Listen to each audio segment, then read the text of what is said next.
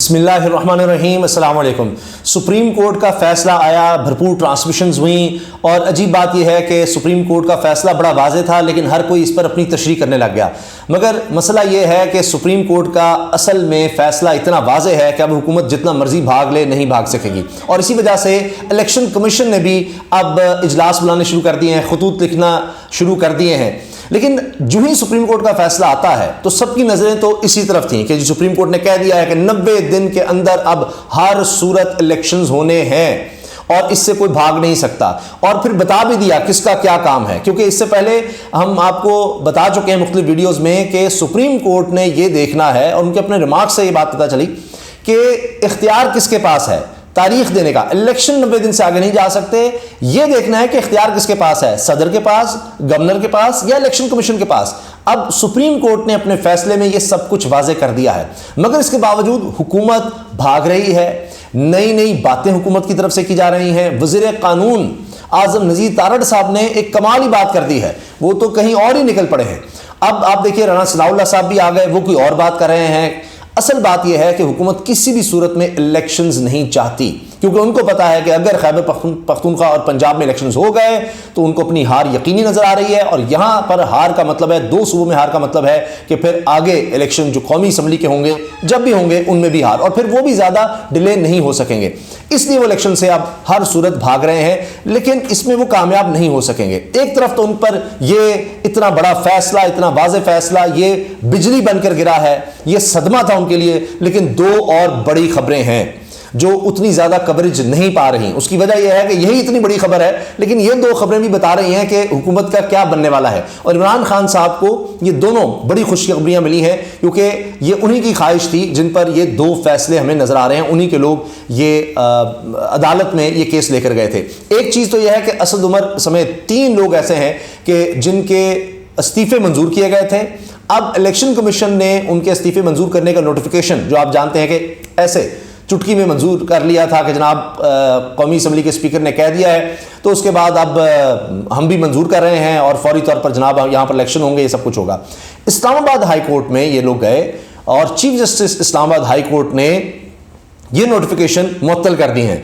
ना सिर्फ नोटिफिकेशन मुअत्तल हुए हैं, बल्कि अब यहां पर ज़िमनी इलेक्शन भी फिलहाल रोक दिए गए हैं। इनमें जनाब मैं आपको बता देता हूं, 3 लोग हैं।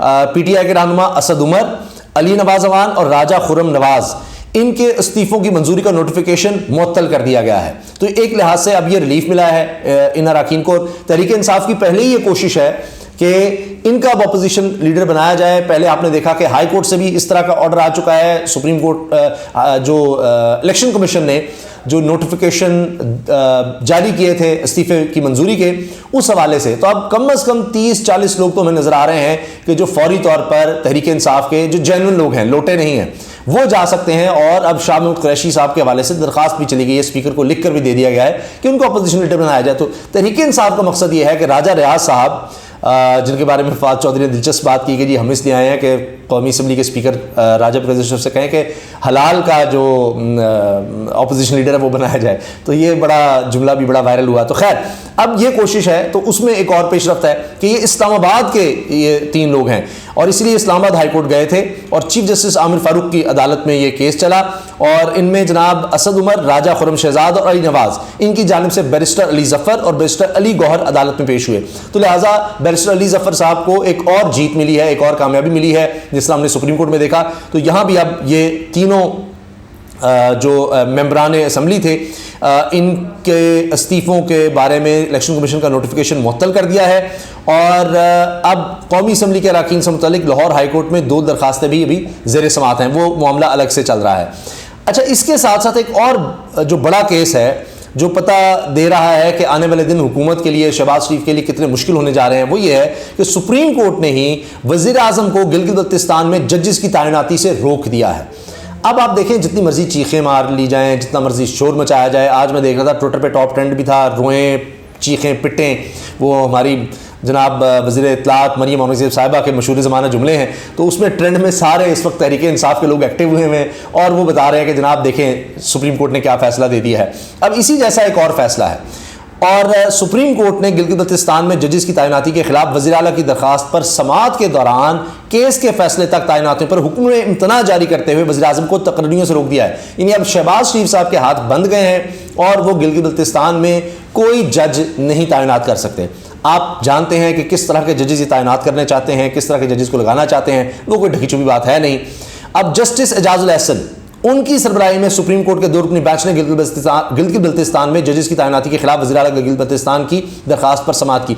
अब ये जस्टिस एजाजुल एहसन कोई हमला काम नहीं आया, जो मरीम साहबा ने बड़ा अपनी तरफ से फतह का इजहार किया होगा कि देखें हमने हमला किया 2 जजेस पर और उनको ख़ुद को अलहदा करना पड़ गया बेंच से, और उसी से फिर आपने देखा ना कि आज़म नज़ीर तारड़ साहब ने कहा कि 9 रुकनी बेंच था, अब 4-3 से फैसला हमारे हक़ में आ गया है। और वो इस तरह से कि 2 जजेस अतर बिन साहब और दूसरे जज साहब उन्होंने जो अपना नोट दिया था वो इस फैसले में या इस केस का हिस्सा है, लिहाजा फैसला तुम्हारे हक़ में आया है। क्योंकि जो अभी मंसूर अली शाह साहब हैं, मंदो खिल साहब हैं, जो ये 5 रुकनी बेंच का हिस्सा थे जिन्होंने फैसला दिया है 3-2 अक्सरियत से फैसला आया है कि 90 दिन के अंदर इलेक्शन होने, तो उन्होंने उन 2 का हवाला दिया, 2 ये और 2 जो पहले जजेस थे 9 में से, तो लिहाजा 4-3 का ये फैसला है, ये तुम्हारे हक़ में है और पिटिशंस जो हैं वो डिसमिस हो गई हैं।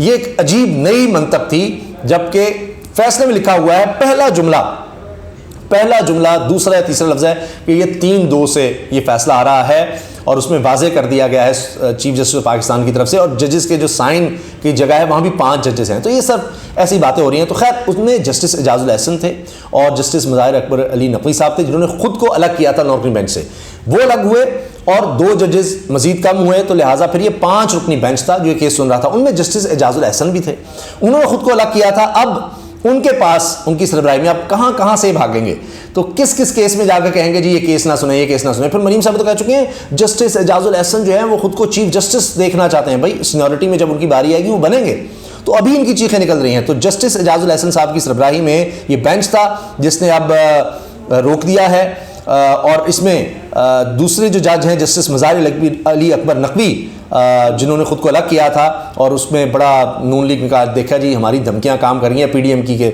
वही माफिया वाला जो काम था। तो बहरहाल जस्टिस मुज़ाहिर अली नकवी साहब ने इस्तफसार किया कि वज़ीर आला की एडवाइस पर जजेस की तैनाती ज़रूरी है। एडिशनल अटॉर्नी जनरल ने मौक़िफ़ अपनाया कि इस नुक्ते पर तफसीली दलाइल दूंगा। फिर जस्टिस एजाजुल एहसन साहब ने रिमार्क्स दिया कि 1-2 हफ्ते तैनातियाँ ना भी हों तो कुछ नहीं होगा, जजेस चार्ज संभाल चुके हैं, इन्हें नोटिस देने की कानूनी हैसियत का तयन आइंदा समाअत पर करेंगे। जस्टिस मुज़ाहिर अली अकबर नकवी ने रिमार्क्स दिए कि जजेस को नोटिस देना मुनासिब नहीं होगा। जस्टिस एजाजुल एहसन ने कहा कि गिलगित बल्तिस्तान में कौन जजेस तैनात करता है। एडिशनल अटॉर्नी जनरल ने जवाब दिया कि जजेस तैनाती वज़ीर आज़म पाकिस्तान करते हैं। अदालत ने Gilgit Baltistan supreme appellate court में तैनात जजेस को बज़रिया रजिस्ट्रार नोटिस जारी करते हुए समाअत 15 मार्च तक मुलतवी कर दी। तो फिलहाल जनाब रोक दिया गया है, और ये वज़ीर आला गिलगित बल्तिस्तान की ये दरख्वास्त थी जिस पर समाअत हुई है, और अब इसमें आप देखें कि शहबाज शरीफ साहब जो है ना वो अपनी मर्ज़ी के जज वहाँ नहीं लगा सकेंगे। तो ना वो अपनी मर्ज़ी के वो सुप्रीम कोर्ट से फ़ैसले ले सके हैं, ना अपनी मर्ज़ी के वो उस तरह जज लगा सकते हैं। तो ये इनके लिए एक अलग मसला आ गया है। तो जो मैंने शुरू में अर्ज़ किया था कि भरपूर हुकूमत की कोशिश है कि हर सूरत इलेक्शंस को रोका जा सके, क्योंकि उनके लिए ये सियासी मौत है। लेकिन इमरान खान साहब ने आज कौम से फिर खिताब किया और उसमें कह दिया कि जो ये करने जा रहे हैं, जो ये करते चले जा रहे हैं, ये मुसलसल ख़ुद को दलदल में धंसा रहे हैं। आप देख रहे हैं कि सबको पता लग रहा है कि सारे सिस्टम में कौन कौन नंगा हो रहा है, क्या चीज़ें सामने आ रही हैं, किस तरह से बंद कमरों में फ़ैसले हो रहे हैं और उनको फिर इम्प्लीमेंट करने की, नाफिज करने की कोशिश होती है। सुप्रीम कोर्ट कह भी दे कि 90 दिन के अंदर इलेक्शन होंगे, ये भी वाज़ेह कर दे कि सदर ने मुशावरत के बाद तारीख देनी है पंजाब की हद तक, और फिर उसके बाद ये कि खैबर पख्तूनख्वा में गवर्नर ने देनी है मुशावरत के बाद, और उसमें जल्द अज जल्द जितनी जल्दी हो सके। इस पर इलेक्शन कमीशन भी हरकत में आ चुका है और वो भी अब खतूत लिख रहा है। 30 अरब रुपया वजारत ख़जाना से मांगा जा रहा है, सिक्योरिटी का भी उसके पास इख्तियार है, और ये सुप्रीम कोर्ट ने अब इख्तियार दे दिया है। अब ये जो सोचा जा रहा है ना जी कि हम रिव्यू में भी नहीं जाएंगे, और ये तो जनाब हमारे हक़ में ये 4-3 से फैसला आया है, पिटिशंस खारिज हो गई हैं, सुप्रीम कोर्ट को क्या इस चीज़ का नहीं पता। तो अगर अब ये इससे मज़ीद भागने की कोशिश करेंगे तो फिर ज़ाहिर है कि तहरीक इंसाफ की तरफ से फिर तौहीन अदालत की दरख्वास्त आएगी सुप्रीम कोर्ट में कि जी 5 रुकनी बेंच ने फैसला दिया था, 3-2 की अक्सरियत से था, 90 दिन के अंदर इलेक्शंस का था। हाँ, ये ज़रूर है कि चंद दिन ऊपर जाने का उसमें एक गुंजाइश है, कि आप मुशावरत से, सदर के साथ मुशावरत से, उधर खैबर पख्तूनख्वा में गवर्नर के साथ मुशावरत से बात कर लें, और अगर ज़रूरी हो, क्योंकि आइन में 90 दिन है, लेकिन एक्ट में, इलेक्शन एक्ट में यह है कि आपको 54 दिन लगभग चाहिए इलेक्शंस का प्रोसीजर मुकम्मल करने के लिए, तो अगर वो दिन कम पड़ते हैं तो फिर चंद दिन ऊपर जा सकते हैं, चंद दिन। ये नहीं हो सकता कि अब आप महीना और ऊपर 90 दिन से ऊपर ले जाएं, ऐसा मुमकिन नहीं है। सुप्रीम कोर्ट इस चीज़ को देख रही होगी, इनको भी इस चीज़ का पता है, लिहाजा भी कानूनी नुक्ते और इस तरह की मूशगाफियाँ या लूप होल्स निकालने की कोशिश कर रहे हैं। ये वही हाल होगा जो ये पहले अपना करते चले आ रहे हैं, कि जिस तरह इन्होंने कोशिश की कि जी इत्तेमाद का वोट परवेज़ लाई नहीं ले सकेगा, हम नहीं लेने देंगे, ओहो इत्तेमाद का वोट ले लिया, अब हम असम्बलियाँ नहीं तहलील होने देंगे। तो ये उसी तरह की कोशिशें हैं, ये अपनी कोशिश करते रहेंगे, अपनी नाकामियों में इजाफा करते चले जाएंगे और ज़्यादा बदनामी मोल लेते चले जाएंगे। क्योंकि अगर आप देखिए, बुनियादी चीज़ यह है कि आज अगर 90 दिन के अंदर इलेक्शन नहीं होते तो फिर जो भी हुकूमत होगी वो कहेगी भाई पिछली दफ़ा नहीं हुए थे तो हम भी नहीं करवा रहे, कोई नहीं करवाना चाहेगा फिर इलेक्शंस। 5 साल जो आएगा वो कहेगा अभी 6 साल क्यों ना रहूँ, 7, 8, 10 साल क्यों ना रहूँ। तो इसलिए ये मुमकिन नहीं नज़र आ रहा, और इसी वजह से आप देखिए कि इनके लिए अब बुरी खबरों में इजाफा हो रहा है, इमरान खान साहब के लिए खुशखबरियों में। अल्लाह हाफ़िज़।